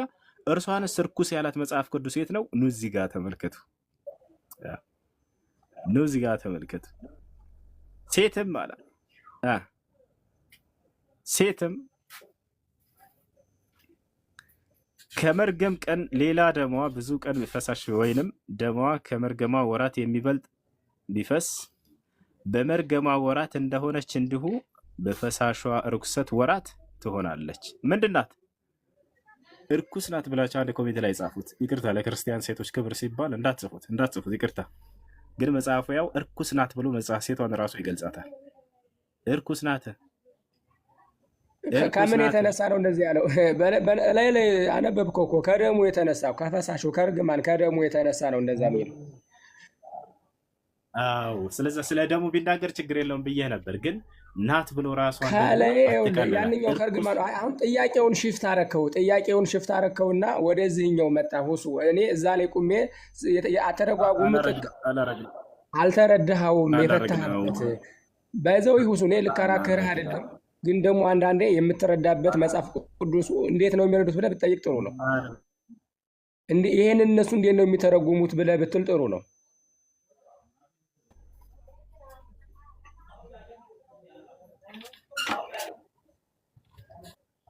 እኛ አይደለንም የምንረዳው፣ ራሱ መጽሐፉ ያስቀመጠው ነገር ነው። እሺ ምን አይውል ከላይ ሲጀመር ቅድም እንደዚህ ያላቸው መስዋዕቱን የሚሰሩትን ነው። የሚሰሩት ደግሞ ቅዱስ መስዋዕት ስለሆነ ስለዚህ የተቀደሰ መስዋዕት ስለሆነ አንደኛ አካል ጉዳተኛ ናቸው፣ መስራት አይችሉም፣ ይደክማል፣ አጋዥ የለም፣ አንድ ሰው ነው የሚገባ። ወደ ቅዱስ ቅዱሳን ሊያዘጋጁ የሚችሉ መስዋዕቱን የሚያቀርቡትን ሲመርጥ ነው እንጂ እንደው እናንተ እንዲህ ናችሁና የረከሳችሁ ማለት አይደለም። ከላይ ጀምረህ እንዴት እንዳዘዘው በደንብ ማየት አለብህ እያለ ራሱ መጽሐፍ ቅዱስ ይመልስልሃል። አንተ የምትፈልገውን ብቻ ነው ቆርጠህ ያየኸው። እኔ እኮ ሰምቻለሁ። እንዴ ታዲያ እንዴት ቅዱስ መስዋዕት የሆነ ካይኑ መጭማጫ ያለበት አካለ ስንኩል አንደኛ መስራት ይደክማል፣ መስራት አይችልም፣ የሚያግዝ የለም። ቅዱስ ቅዱሳን የሚገባ አንድ ሰው ነው። ስለ መስዋዕት ማዘገጃጀት ነው የሚያወራ። ለመስዋዕት ደግሞ እርኩሶች እንዴ ምን ሆነ ነው? ይኸውልህ አዳምጠኝ ልንገርህ ሁሱ። ይኸውልህ ይሄ ሲናገር በብሉይ ኪዳን ይኸውልህ ልንገርህ ሁሱ፣ አንዴ ትንሽ ደቂቃ ስጠኝ። ታወራለህ አንተ ጥሩ ልጅ ነህ አንተ። እውነት ለመናገር እግዚአብሔርን ትንሽ አዳምጠኝ። ቆይ ልንገርህ ነገሩን ክሪል አድርግልህ። ይሄ የሚያወራው ስለ ብሉይ ኪዳን ሕግ ነው። አሁን እኛ ያለንበት ደግሞ የአዲስ ኪዳን ላይ ነን። እኛ የምሕረት ዘመን ላይ ነው። አሁን የብሉይ ኪዳን መስዋዕት የለንም። በደንብ አድርጌ ልንገርህ። ነገር ግን ይሄ የተነገረው መስዋዕትን ስለማዘጋጀት ነው። ችግር የለም ተከታይ ስላለ። ሰላም ነው ወንድሜ አለ። እኔ ጌታ እንዴት አለ? ጾም አሪፍ ነው። ምንድነው ሴት ልጅ በክርስትና የኃጢአት ሁሉ መነሻ የሆነችው? የኃጢአት ሁሉ ቆይ ከምን አንጻር እንደሆነ እሱ እዚህ ላይ ቁመን አሁን እንትኑ እንዳይዘባረቅ ቆይ እዚህ ላይ እንቁምና ያንኛው ያልተባለ ስለተባለ ያ የተባለው በብሉይ ኪዳን ነው። በብሉይ ኪዳን አይ በብሉይ ኪዳን ቆይ በብሉይ ኪዳን በእናንተ አስተምሮ መሰረት ኢየሱስ ክርስቶስ ነበር አይደል? እግዚአብሔር ነበር። አዎ። እና ይህንን ሕግ ያወጣው እግዚአብሔር ነው አይደል? እግዚአብሔር ዛሬም አለ ወደፊትም አለ ሁሌም የነበረ ነው። በአዲስ ኪዳን ደግሞ ይህንን ሕግ ያወጣው ማን ነው ያልኩት? አባ እግዚአብሔር ነው ያወጣው። ቆይ አንዴ ወደ ሕጉ እንመጣለን። ይሄንኛው ቆይ ኖ አንዴ አሁን አይኑ ችግር የለም። እኔና ሁሱ አንድ ነን። መጽሐፍ ሁሱ ምዕራፍ 10 ቁጥር 30 እኔና ኧረ ተው የኢየሱስን አቃት ብሉ ላስረዳ በደንብ አድርጌ። እውነት እኮ እየጠየኩ እኮ ነው ገና ሳልጠይቅህ ገና አይኑ መጭማጫ የሆነ ሰው ወይ ደግሞ መጭማጫ ማለት አይኑ ደቃቃ የሆነ ሰው ምን በደለ? በስነ ስርዓት ያያል። አይኑ የአንድ ሰው ትልቅ ነው፣ የአንድ ሰው ትንሽ ነው። ምን በድሎ ነው የማይገባው? በጣም ጥሩ። አሁን ጠይቀኛል። ትንሽ ጊዜ ስታይ በል። እኔ እንደሰማሁ አጥር አድርገህ አሁን እንትን እንዳትለኝ ሳልኖር እንደባለፈው አርቅቄው ልምጣ ምናምን እንዳትል አጥር አድርገህ በዚህ አልልም። የእኔ ጌታ በጣም እወዳችኋለሁ። የምሬን ነው። እግዚአብሔር በሚያውቀው እሺ፣ ቀጥል። አንተ ነህ ለካ እሺ የኔ ጌታ ምን መሰለ አሁን አይነ መጭማጫ ከምን የሚባለው ምን መሰለ በብሉይ ኪዳን መርገም የሚባል ህግ አለ። ሰዎች እግዚአብሔርን ህግ አላውቁ ሲሉ በለምጽ ይመታሉ። በዛ ምክንያት ወደ ቅዱስ ቅዱሳን መስዋዕት ገብተው ማዘጋጀት አይችሉም። በለምጽ ይመቱ ነበረ በብሉይ ኪዳን። እኛ ህግ አለ በብሉይ ኪዳን አይደለም። አሁን አይኑ ደቃቃ የሆነ ሰው የምን ለምጥ አለበት? ምን አደረገ? አይኑ መጭማጫ አይኑ የጠበበ እኮ ማለት ማየት የተሳነው ነው እኮ ነው። ወደ ቅዱሳን ገብቶ መስዋዕት ማዘጋጀት አይችልም። ማየት የተሳነው ማለት አይደለም። ተው አማርኛ እንችላለን። አማርኛማ በአንድ ሀገር ወንድም አለ አብረን እየኖርን ለምን እኮ አይኑ መጭማጫ ማለት አይኑ ደቃቅ የሆነ ሰው አይኑ ትልቅ ያልሆነ ሰው ማለት ነው። የመጀመሪያ ለእግዚአብሔር መስዋዕት የሚያዘጋጅም ሆነ መስዋዕቱ የተመረጠ ነው። ከበጉ ጀምሮ የብሉይ መስዋዕቱን መስዋዕት ካነበብከው ቀንዱ ያላከረከረ እሱን አላልኩም። ለእግዚአብሔር ንጹህ ነገር መች ታስወራኛለህ? አሁን እንዴት አድርጌ ላውራት ልናገር ታዲያ? እሺ ተውት በቃ ይሄንን እንተውና ቅድም ስለ ሴት ልጅ አንስተው ነበር አይደለ? ይሄንን በቃ ፎር ዘ ሴክ ኦፍ አርጊመንት ፎር ዘ ሴክ ኦፍ አርጊመንት በቃ እዚህ ጋር 1203 ስላለ ተረተናል። በቃ በእርሱ ሀሳብ ተረተናል። አሁን ቅድም ስለ ሴት ልጅ አንስተው ነበር እስልምና ላይም እንደዚህ አለ ምናምን ብለው። ለምንድን ነው ሴት ልጅ ደካማ ተደርጋ የተፈጠረችው በመጽሐፍ ቅዱስ መሰረት? ንገሩኝ እስኪ አባ። ደካማነት በእስልምና እኮ ሴት ልጅ ጎደሎ እኮ ናት። ለምንድን ነው የሚንጠለጠሉት? በእስልምና ያለው እንመጣለን። ለምንድን ነው ደካማ ተደርጋ የተፈጠረችው? ከምን አንጻር ነው እረዳሃለሁ። እኔ በእስልምና እኮ ንገሩኝ፣ ከምን አንጻር ነው? ኧረ አንዴ አባ ምን ንገሩኝ፣ ከምን አንጻር ነው ከምን አንጻር ነው ደካማ የሆነችው? መጽሐፉ እዛው ላይ ያለልህ አይደል? ደካማ በምን እንደሆነ እኮ ንገሩኝ፣ ከምን አንጻር ነው? አይው አንጣና የኛ በሴቶቻችን ይኸውልህ ነቢያት አሉ ሴቶቹ ገብቷል አይደል? አልተባሉም አባ ኧረ አባ ትልቅ ሰው ለማለት ነው። ተው እንዲህ አይነት ፖለቲካ። እሺ ችግር የለም። ከምን አንጻር ነው ደካማ የተባለችው? ኧረ አንዴ ምን ሆነዋል? ከምን አንጻር ነው ደካማ የተባለችው? አይሽ መጀመሪያ አመናችሁ፣ ያንን አመንክ ስህተት እንደሆነ ያንኛው የመስዋዕቱ በቃ ሰው ተረቷል። ይሄ ስህተት ነው ትክክል ነው ሳይሆን ሰው ተረቷል። ሰው ተረቷል ማመን በቃ ይቅርታ ጠይቁ። ዋሽተናል ይቅርታ ብላችሁ ጠይቁ። ለምኑ? ይቅርታ ጠይቁ። ለምኑ? ይቅርታ ጠይቁ። ለምኑ? ይቅርታ ጠይቁ። እሱ አሎ አንዴ ወይዬው እሱ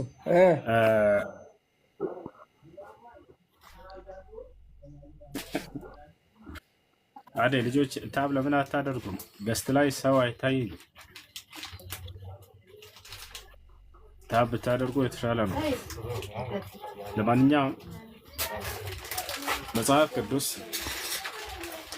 ወደ መቅደሶቼ እንዳይገቡ ብሎ ከጠቀሳቸው ሰዎች መካከል አጭር ሰዎች፣ አይነ መጭማጫ፣ አፍንጫ ደፍጣጣ፣ በደንብ አዳምጥሳል ነው እከካም፣ ቋቁቻም በራሱ አምላክ ወዶና ፈቅዶ በፈጠረባቸው አፈጣጠር ከፈጠረ በኋላ እነዚህን ከመቅደሶቹ ሲያግዳቸው እናያለን። ወደ መቅደሴ እንዳይገቡ አለ።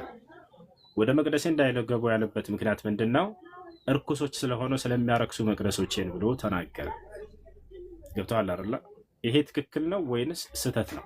ለመጨረሻ ጊዜ ተናገር ሳልነው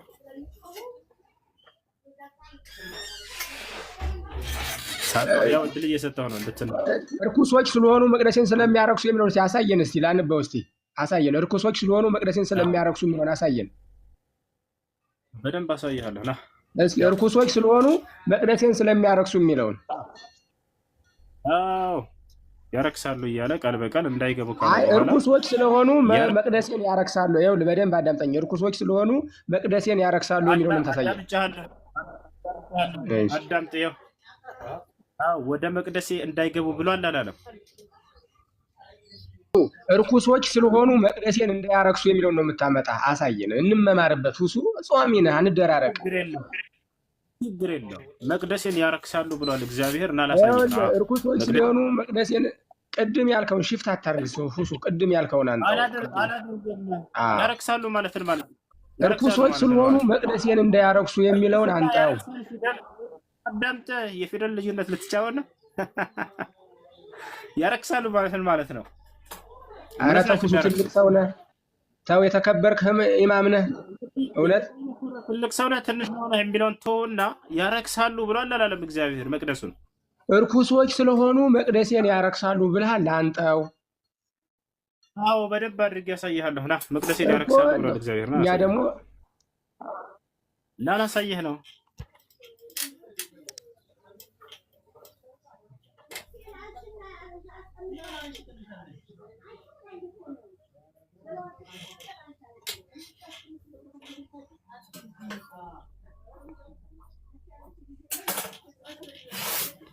ና ከዚህ ጀምረህ አንብበው።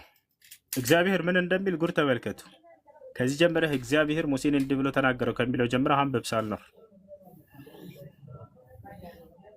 እግዚአብሔር ሙሴንም እንዲህ ብሎ ተናገረው፣ ለአሮን እንዲህ ብለህ ንገረው፣ ከዘርህ ብትወልዳቸውም ኑሮ ያለበትን ሰው ሁሉ የአምላኩን እንጀራ ያቅርብ። ይሄ መስዋዕት ስለሚያቀርቡት ነው ዘንድ አይቅረቡ። ምንድነው የሚል? የአምላክን እንጀራ ያቀርቡ ዘንድ አልጨምርም ወንድም ያልጨምርም። እሺ በቃ እሺ። እግዚአብሔር ሙሴን እንዲህ ብሎ ተናገረው፣ ለአሮን እንዲህ ብለህ ንገረው፣ ከዘርህ ብትወልዳቸው ኑሮ ያለበት ሰው ሁሉ የአምላኩን እንጀራ ያቀርብ ዘንድ አይቅረብ። እውር ወይም አንካሳ ወይም አፍንጫ ደፍጣጣ ወይም ደግሞ ትርፍ አካል ያለው ወይም እግረ ሰባሪ ወይም እጅ ሰባራ ወይም ደግሞ ጎባጣ ወይም ደግሞ ድንክ ወይም ደግሞ አይነ መጭማጫ ወይም ደግሞ እከካም ወይም ደግሞ ቋቁቻም ወይም ጃንደረባ በኢየሱስ ስም ወደ ጃንደረባ ምንድን ጃንደረባ ማለት እሺ ጃንደረባ ማለት ብልቱ የተቀጠቀጠ። ኦኬ እሱንም እንዳይቀርብ ብሏል እግዚአብሔር። ብልታቸውን ለመስዋዕት የሰጡ ማለት ነው እንጂ ሁለት ጃንደረባ በሁለት ነው የሚፈታ። ብልታቸውን ለመስዋዕት የሚሰጡ አሉ። ብልታቸውን ለመስዋዕት የሚሰጡ ነበሩ። እነሱን ነው ብልታቸውን ለመስዋዕት የሰጡን ቢለይቱ ጋር ነው ያለው። ለምን ትዋሻለህ? ሌላ አለ እሱ ላይ ታገኘዋለህ አለ። ብልታቸውን ለመስዋዕት የሰጡ ነበሩ እኮ እንዴ አለ ብለህ አታልፍም። ማሳየቱ ጋር አንዴ አድሚኖች ትልቁ ላይ አድርጉኝ። አድሚኖች ትልቁ ላይ ያው ለመክፈት አይመቸኝም። ሁሱዬ ስራ ላይ ነኝ። አመጣልሃለሁ ወንድም ማለት እኔ ይመቸኛል። አሳየኝ እንዴ ተዘጋጅቼ ቆይ እመጣለሁ። አለ ቆይ አዳምጠኛው ነው። ይኸውልህ ሁሱ አሁን ጥያቄ የት ላይ ነው? ጃንደረባው ላይ ነው ወይስ እዛኛው ላይ ነው? አሁን ሳታሳይ አታልፍም። ቆይ አሳየቱ ጋር ነው ያለው። አይ ሁሱ አልተግባባንም። በቃ መጨቃጨቁ እኮ አይጠቅመንም ወንድሜ። ተግባብተናል። ማስረጃ ብቻ ነው የጠየቅኩህ። አልተግባባንም አትበል። የት ጋር ነው? ጥያቄ ስለ የት ነበር ልታሳየኝ የመጣህ? እርኩሶች ስለሆኑ ስለሚለው ነበር እንዴ? አለ ብለሃል። ከራስህ የምትጨምረውን እያሳየህ ነው የምትሄደው። የት ጋር ነው? እዛ ጋር እንረዳዳና ደግሞ ያንኛውን አመጣልሃለሁ። አምጣ። አሁን እያመጣህ ነው የምትሄደው። ከላይ እያጠራህ ነው የምትሄደው። ምን ልታሳየኝ ነበረ? ሁሱ የመጣ ነው መጀመሪያ። አሳይና አሁን የተናገርከውን አሳይ። እንዲህ ፊደል እየተቆጣጠር መሄድ ከሆነ የሚመችህ እኔ ካንተ በላይ ነኝ፣ ይበሳለሁኝ። አሁን ይሄንን እየተናገርከውን አሳይ እዚህ ጋር። ይኸውልህ ሁሱ ልንገርህ፣ አሁን ይሄን ምን ልታሳየኝ ነው ያመጣኝ? እዚህ ምንም አትነግረኝም። ሳልኖር ምንም አትነግረኝም። አሳይ። አሁን የተናገርከው ምን ልታሳየኝ ነው የመጣ? ወንድም አለም ሁሱ አሳይ። አሁን የተናገርከውን ማሳየት አትችልም አይደል? ዋሽተሃል። አልዋሸውም። መቅደሴን ስለሚያረክሱ ወደ መቅደስ አይግቡ የሚል ልታሳየን ነው የመጣ። እንግዲያውን እስካልዋሸህ አሁን የተናገርከው የቱ ጋር ነው ያለው? አሳየን። አሁን የተናገርከው የቱ ጋር ነው ያለው? አሳየን ካልዋሸህ። ሁሱ የመጣንበት ነው። እዛም አንርገጣ፣ እዛም አንርገጥ፣ እዛም የመጣንበት ነው። መቅደሴን ስለሚያረክሱ ወደ መቅደስ አይግቡ የሚል አለ ብለህ እኮ ነው ሁሱ ወንድሜ። ለመማር እኮ ነው የመጣው። ተው እንጂ አያችሁት አይደለ?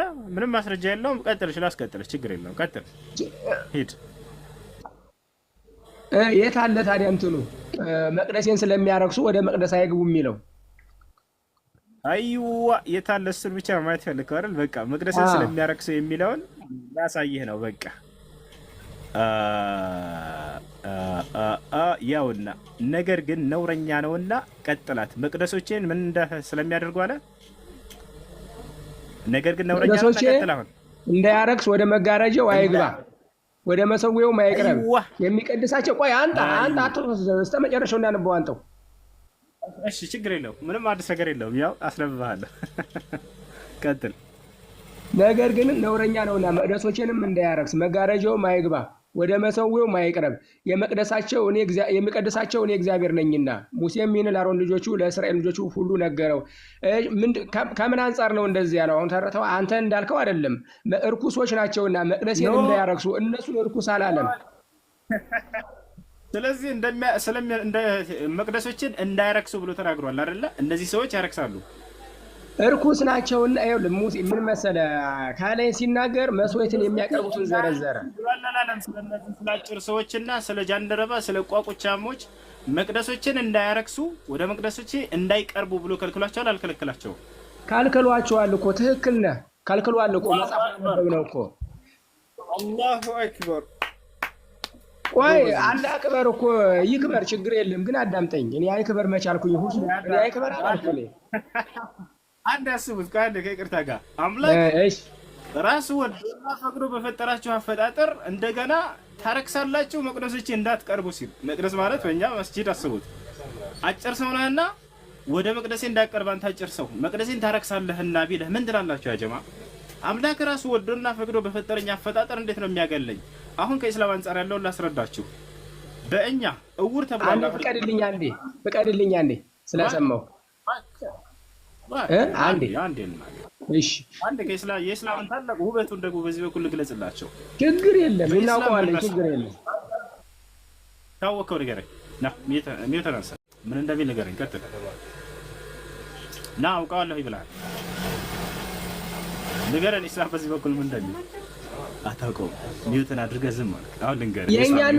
የኛ ነው ልንገርህ ያልኩህ እሱ የኛ ነው ልንገርህ ያልኩኝ እኔ ያንተንማ ነው እግዚአብሔር ነገረኝ እኮ እንደሱ አይደለም ሁሱ ወንድም አለም። አንዴ ሰወድ ጾም ነው ደግሞ አዳምጠኝ። ቆይ አንዴ አዳምጠኝ እንዳደክም። ቆይ ልንገርህ አንዴ ትንሽ ደቂቃ አስጠኝ። አንድ ደቂቃ አስጠኝ ወይ 2 ደቂቃ አስጠኝ ፈቃደኛ ከሆንክ ልናገር። ሁሱ ልናገር ኧረ በፈጣሪ አውራ አልኩኝ እኮ ይኸውልህ ተናገር አልኩኝ። አብሽር። እሺ አመሰግናለሁ። አላህ ይባርክህ። ይኸውልህ ሁሱ ከላይ ሲጀመር የተናገረው መስዋዕቱን ለሚያቀርቡት ለሚሰሩት ነው። የእግዚአብሔር መስዋዕት ደግሞ የተባረከ ስለነበረ እነዚህ ያለባቸው አይግቡ። እነዛ ደግሞ በግል ስራቸው በለምጽ የተመቱ ነበሩ፣ ወደ መቅደሱ እንዳይገቡ። መስዋዕቱን ግን ይብሉ፣ እንጀራውን ይብሉ፣ ነገር ግን ማዘጋጀት አይችሉም ነው ያለ። ከዛ አንፃር ነው እንጂ እነሱን እሱ የፈጠራቸው እሱ ነው። በራሳቸው በደል ምክንያት በለምጽ ተመቱ፣ ያ ችግር ደረሰባቸው። ስለዚህ ወደ መቅደሱ የማይገቡ ምክንያት መስዋዕቱን እንዳይሰሩ ነው የተባለ እንጂ እንዳይበሉ አላለም። ነገር ግን ቅድስተ ቅዱሳን ገብተው መስራት አይችሉም። አንደኛ ስለ ለምጽ አያወራም፣ ከራስህ እየጨመርክ ነው። ሁለተኛ እዚህ ቦታ ላይ በራሳቸው ኃጢአት ነው በዚህ የተመቱት አልክ። አጭር ሰው አጭር የሆነው በራሱ ኃጢአት ነው እያልከን ነው? ወይኔ በፈጣሪ። አይ አጭር ሰው በራሱ ኃጢአት ሆነ እያልኩ አይደለም ሁሱ። ወደ ለውልህ የእግዚአብሔር መስዋዕት ኃጢአት ነው ብለናል። ቆይ ቻይናዎች አይነ መጭማጫ የሆኑት በራሳቸው ኃጢአት ነው? አይነ መጭማጫ ሲል ሁሱ አይነ መጭማጫ ሲል መጽሐፉ እንዴት መሰለ የሚፈስ ነገር ያለውን ነው እና ለማየት ደግሞ የሚያዳግተዋል አይደል? ለዛ ነው እንደሱ ብሎ ይፈታልህ ማን ነው? እዛው አለልህ እኮ ሁሱ እዛው ምን ይሄ እኮ ይፈታ እዛው ላይ ያለው እኮ ስላለ አይልም። አንተ አልክ አለ ቃሉ ሲናገር አንተ አልክ ይላል። ይሁዳን ሲጠይቁት ይዘውት ፈሪሳውያኖች አንተ ኢየሱስ ነህ አሉት። አንተ አልክ። አይ ሁሱ ከመጽሐፍ ቅዱስ እየኮረሽክ ቃሌም እውነት ነው እያልክ እያወራህ ነው። ኧረ ተው ቁርአን እየኮረሽክ ኢየሱስ የተናገረውን ቃል ወደ አንተ ወስዳለህ። ይሄ ራሱ ምን ማድረግ አይቻልም። እንዴ ነው አምላክ በፈጠረህ አፈጣጠር ራሱ እርኩስ ነህ ሲል አስበዋል። አምላክ በራሱ በፈጠረህ ወዶና ፈቅዶ በፈጠረህ አፈጣጠር ያረክሳሉ። እነዚህ መቅደሶችን እንዳይቀርቡ አለ። አሁን አጫጭር ሆኖ የተፈጠሩ ክርስቲያኖች ይሄን ቢያነቡ ምንድነው ስሜታቸው? ቢያንስ ለስሜታቸው ሲባል ይሄ ጥቅስ መውጣት አለበት። እኔ እንደ ሐሳብ ለክርስቲያኖች አጭር የሆነ ሰው ይሄን በሚያነብ ጊዜ፣ እውር የሆኑ ሰዎች ይሄን በሚያነቡ ጊዜ ወደ መቅደሶቼ እንዳይቀርቡ እንዳይረክሱ እነዚህ ሰዎች እንዳይቀርቡብኝ ብሏል እግዚአብሔር። ራሱ ወዶና ፈቅዶ ፈጥሯቸው ለሽ እንደ ኢስላም ካላችሁ ግን ይሄ በፍጹም አይቻልም፣ አይፈቀድም። ማንኛውንም ሰው አላህ Subhanahu Wa Ta'ala ራሱ ወዶና ፈቅዶ በፈጠረው አፈጣጠሩ እርኩስ ነውና ይሄ ወደ መቅደሴ ወይንም ወደ መስጂዴ መሪ ይሆን ዘንድ መስዋዕትን እንዳይቀርብ ዘንድ እንዳይቀርብ አላለም። መስዋዕት እንዳቀርባለን እኛ ለምሳሌ ለአምላካችን አላህ Subhanahu Wa Ta'ala ግን ያንን አጭርም ሰው ይሁን አይነ መጭማጫ ይሁን ድንቅ ይሁን እሱ ጉዳዩ አይደለም። አላህ Subhanahu Wa Ta'ala ይሄን ይመስላል። ለማንኛውም ኢስላም በዚህ በኩል ምን ይላል ከተባለ ነቢያችን ሰለላሁ ዐለይሂ ወሰለም በአጭር ቃል ገልጸውታል። ኢነላሀ ላ የንዙሩ ኢላ ሱወሪኩም ወኢላ አጅሳሚኩም ወላኪን የንዙሩ ኢላ ቁሉቢኩም ወአዕማሊኩም አሉ። አላህ እናንተን ወደ ውጭ ተክለ ሰውነታችሁ ወደ አካላዊ ቅርጻችሁ አይመለከትም አሉ። ነገር ግን ወደ ልባችሁና ወደ ስራችሁ ነው የሚያየው አሉ። አምላክ አላህ ሱብሓነሁ ወተዓላ ራሱ ወዶና ፈቅዶ በፈጠረኝ አፈጣጠር በፍጹም ከሌሎች አለየኝ። ቦታቸዋል አይደል? ያ እሺ